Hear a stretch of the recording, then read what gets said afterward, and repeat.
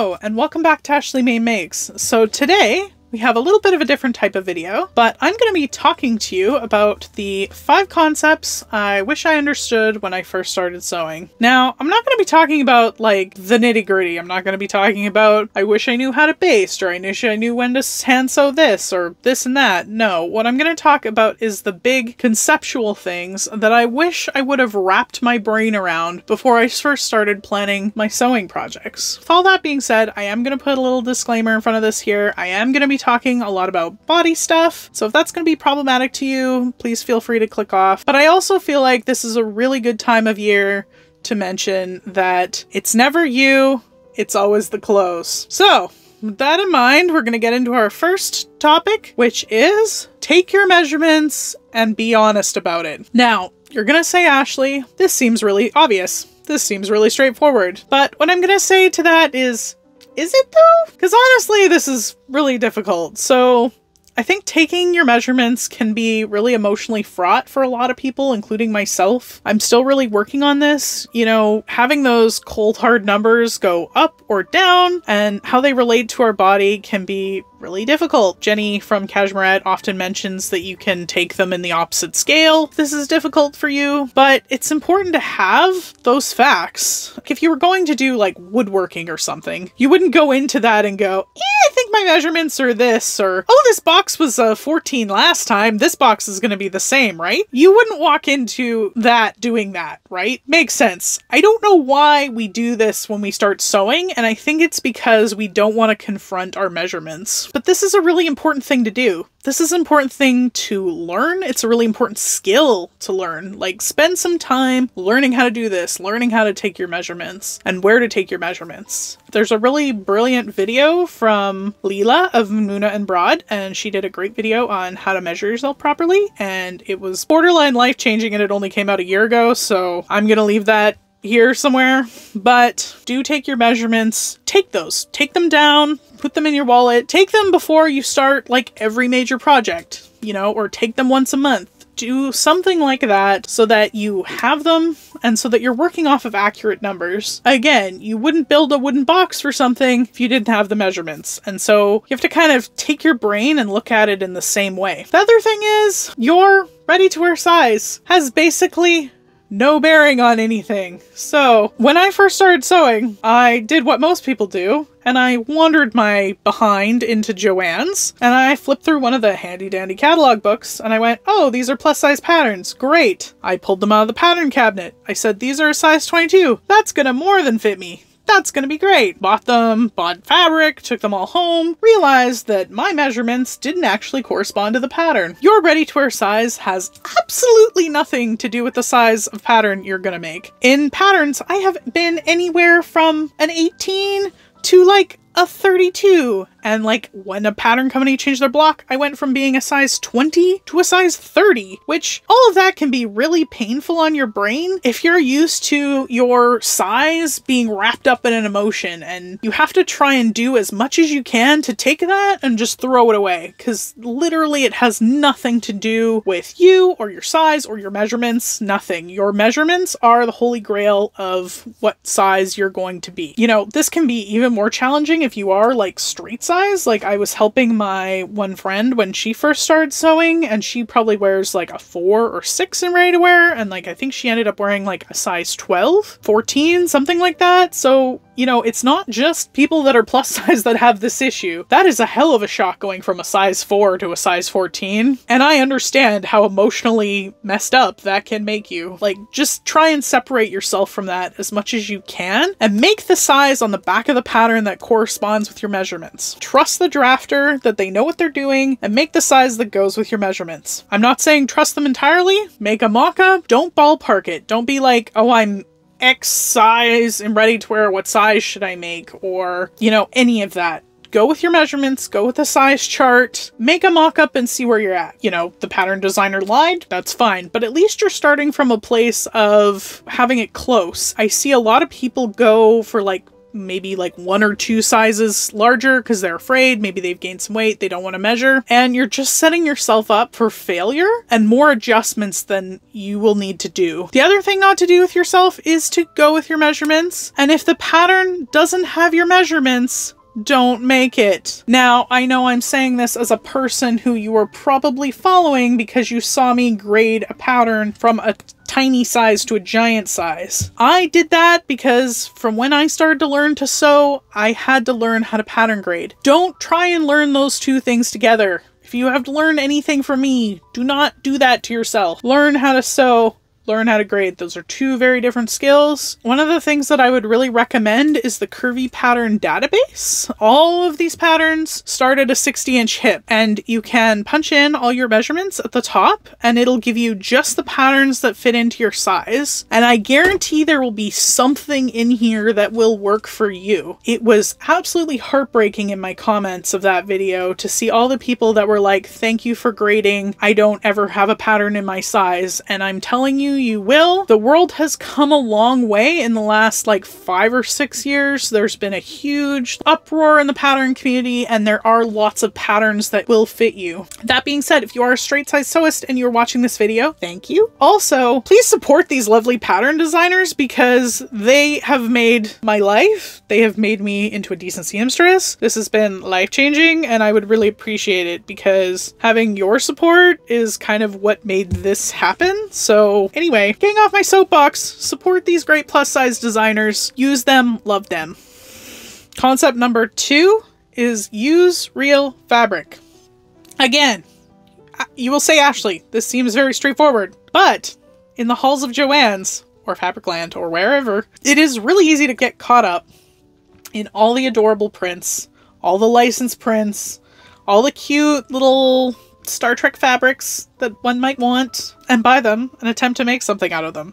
Obviously you can do this, right? There's like nothing against it. I have before. Again, I did in that other project. If you are going to do that, you have to expect that it is a pattern that is designed for mid-weight cotton, which there's just not that many out there. If you're gonna do it, it's gotta be something with like darts and pleats and nothing with like ruffles or like ruching or anything like that. And I think one of the things that is really discouraging when you first start sewing is you make a couple garments out of quilting cotton and they really don't look like you're ready to wear garments. They just don't. It's just a fact. They just don't look like you're ready to wear stuff. And you can almost instantaneously up your sewing game by buying proper apparel fabric. I think the other thing that comes up is a lot of people say, well, quilting cotton is super easy to sew. And it is. This is true. And that's why a lot of people start with it. But there are a lot of actual apparel cottons that are just as easy to sew and that'll give you a way nicer result. Things like poplin or cotton shirting or cotton lawn,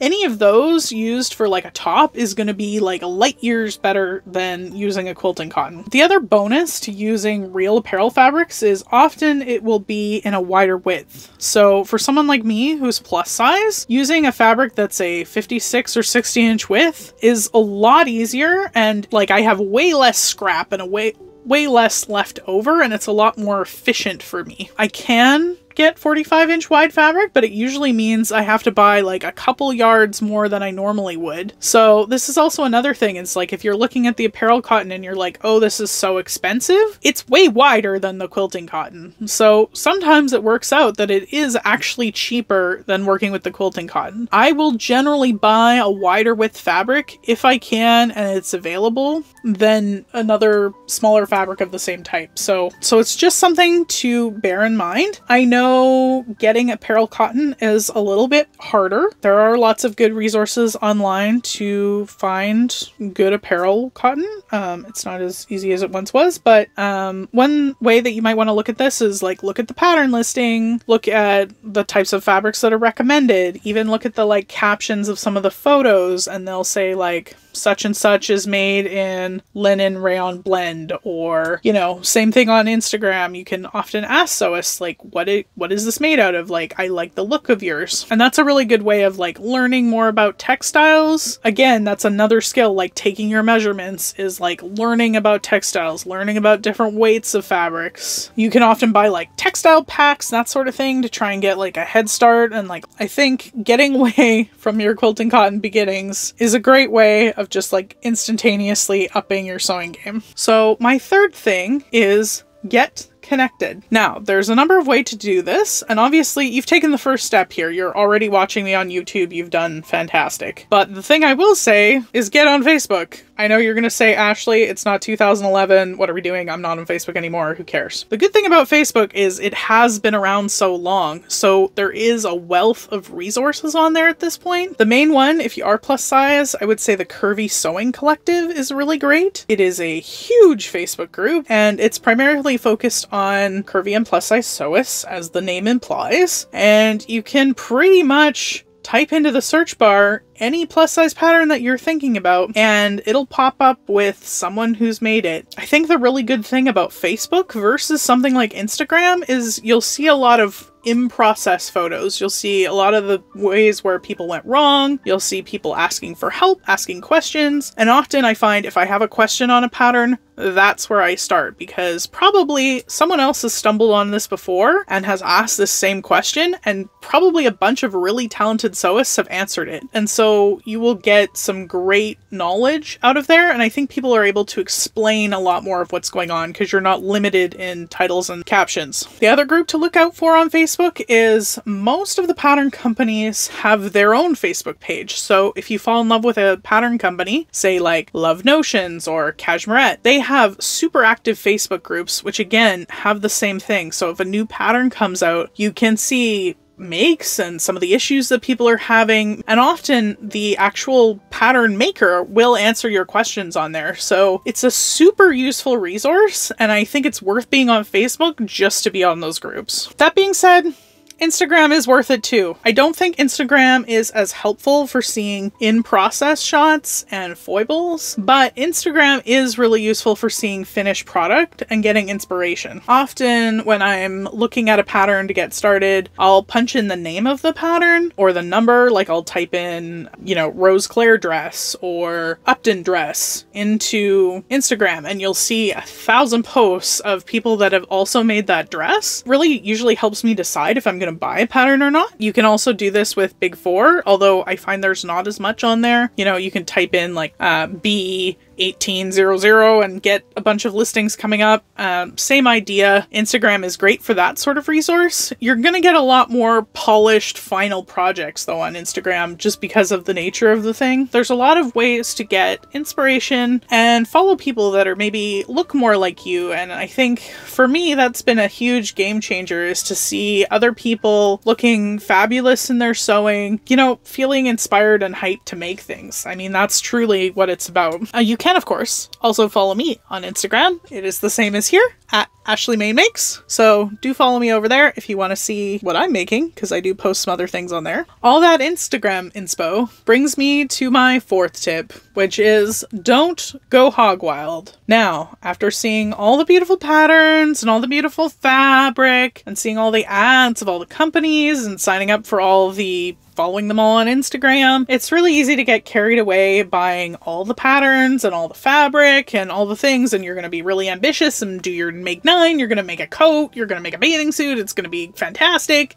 you're super excited. It's really easy to get ahead of yourself. I still do this now, but don't do that to yourself. It gets super overwhelming. I find I get a little bit down on myself when I see all the projects that I haven't done. It's also a huge waste of money. When I first started sewing, I would buy all the patterns that I was excited about. I was excited just to have patterns in my size. So I bought like all the things. I bought them when they were on sale. I bought huge piles of fabric.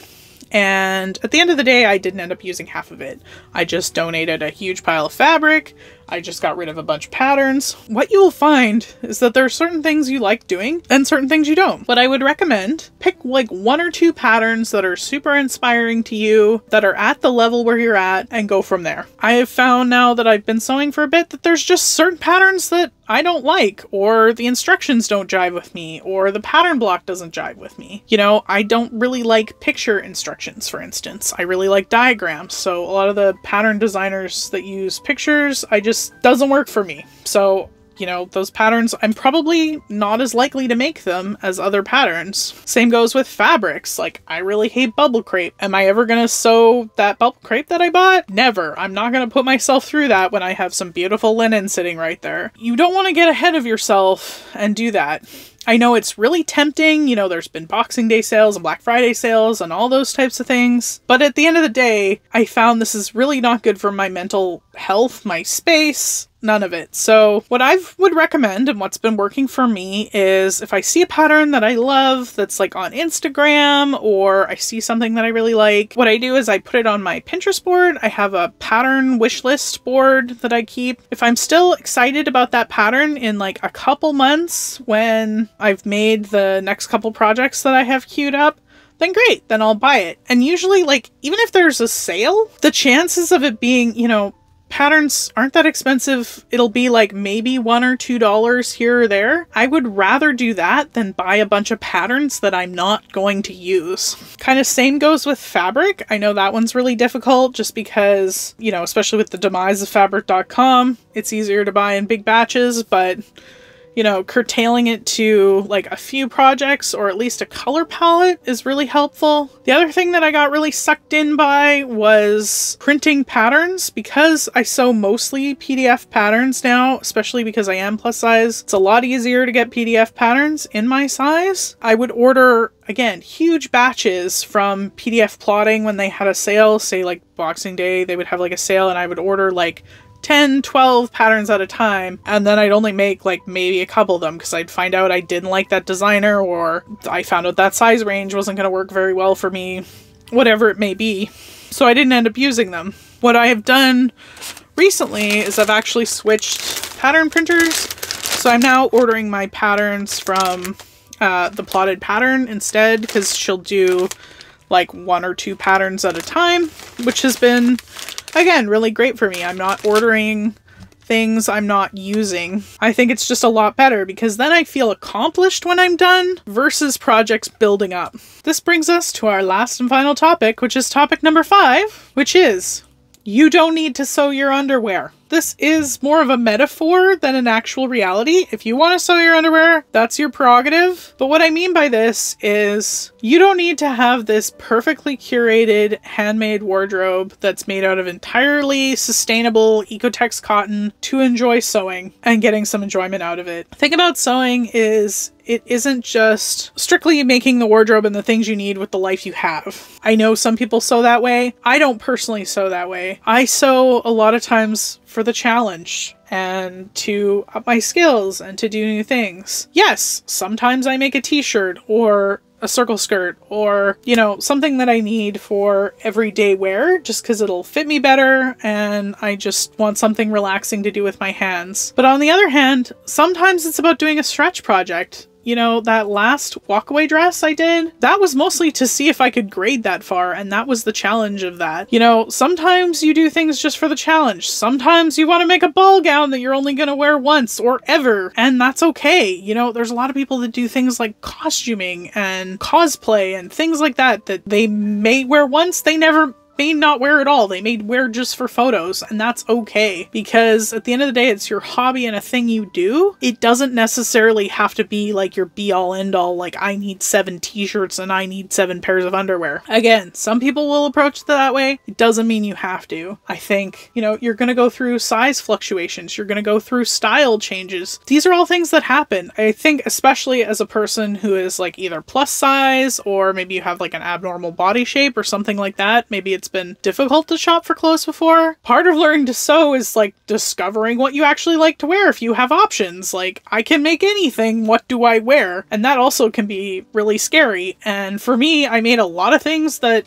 I didn't like, or that weren't my style, or, you know, I wasn't very comfortable in. And for me, there was that huge learning curve as well. And I've learned a lot about myself through this process. You know, I still do have a huge amount of ready-to-wear in my closet, and that is perfectly okay, but in doing that, I've learned how to make some better choices. I've learned how to pick fabrics that I like. I've learned how to pick seam finishes that are gonna hold up, colors that look good on me, styles that I like, things to look out for when I'm looking to see if stuff fits me in the store, all of these things. And that's what it's about. It's not necessarily about being perfect overnight and having this perfectly curated linen wafy wardrobe. That's okay. It's a learning, growing, breathing thing, just like you are as a person. And so I would challenge you, like most of these things that I brought up in this episode, give yourself some grace, especially going into the new year. So I hope this video was helpful to you, and do let me know in the comments down below if you like this type of talking heads type videos. It's the first one I've ever done, along with if I missed anything. I feel like I probably missed like 50 things in this video, and I have like a bunch of things that I think I now want to elaborate on. So please let me know if you'd be interested in seeing that. If you are interested in that, or actually seeing me sew something, please hit that subscribe button down below. I plan to have a lot more exciting content coming out in the new year that you can stay tuned for. And if it was helpful, please hit the like button, because that really helps me reach more people. So thank you again so much for watching. Bye guys!